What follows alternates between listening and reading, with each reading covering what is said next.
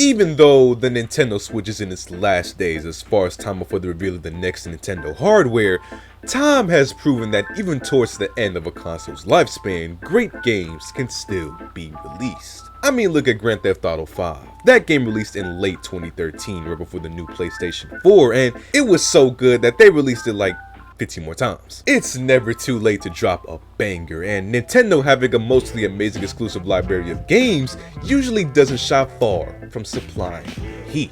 And many people are right now agreeing with that statement, as Nintendo just recently dropped their new game, The Legend of Zelda Tears of the Kingdom, which is the sequel title to the highly acclaimed Zelda Breath of the Wild title, and yet another game in the multiple decade-long franchise of Zelda games. Now, the stakes for this recent game has been high since it was first announced, because Breath of the Wild was revolutionary not only for Nintendo, but for the whole of action video games. It introduced a style of smooth gameplay that many games today take inspiration from, and told a story that only got even more love from the Zelda fans. It was literally a console seller. People I know have Switches just to play this game. I also know people who use illegal emulators on PC just to play this game too, so that should tell you something. But to follow up such an amazing game is not an easy task. Nintendo had to deliver something better than perfect to get a positive light in today's crucial gaming world.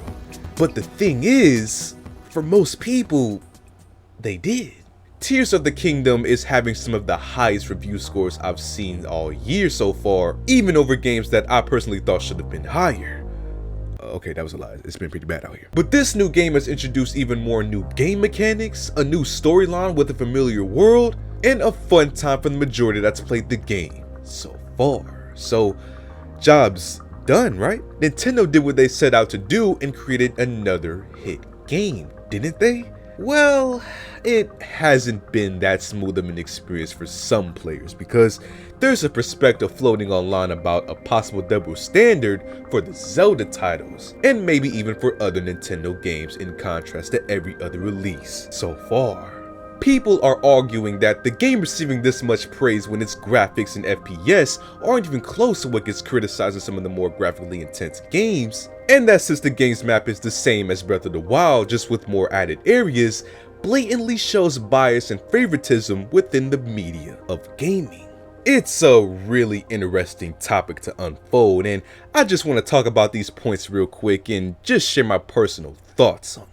So, to start out, for the point about the Tears of the Kingdom, graphics being criticized, I think it's pretty obvious that the Switch has pretty shitty hardware. I mean, we all saw how a WWE game ran on it. They obviously can't get Elden Ring level of open world graphics. Shout out TBD. And for the FPS, Breath of the Wild also ran at 30 frames per second and sometimes dipped even lower in certain areas. So I think many reviewers and Zelda diehards had this in mind when they sort of not emphasized this point, because we never really got a 60 FPS Zelda game, so they probably didn't expect one on this old hardware.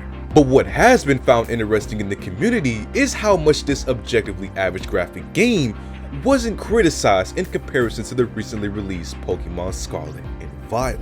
I talked about that whole situation, months ago when it first happened, and basically people were mad at the game's resolution and game-breaking glitches. Now, I think more people had a negative thought towards Scarlet and Violet because of the game's glitches, since they literally halted the experience. What in the hells was that? But if there are any that complain about the resolution of that game, then praise Tears of the Kingdom's resolution, then yeah, there's some sort of hypocritical thing going on right there. So that's what I think of those points. Now, for that Tears of the Kingdom map point, that's kind of,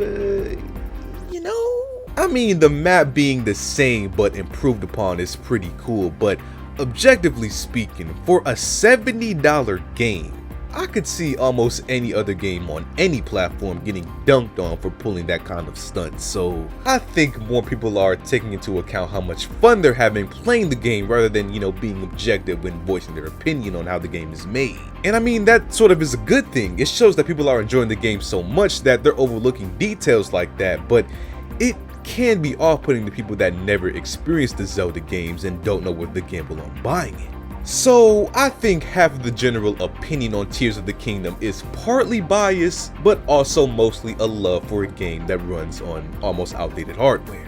The game for most is phenomenal, and any Zelda fan will most likely enjoy it, but in a world with $70 games, people should tell the whole truth when speaking on these games because it's important to know what you're spending your money on.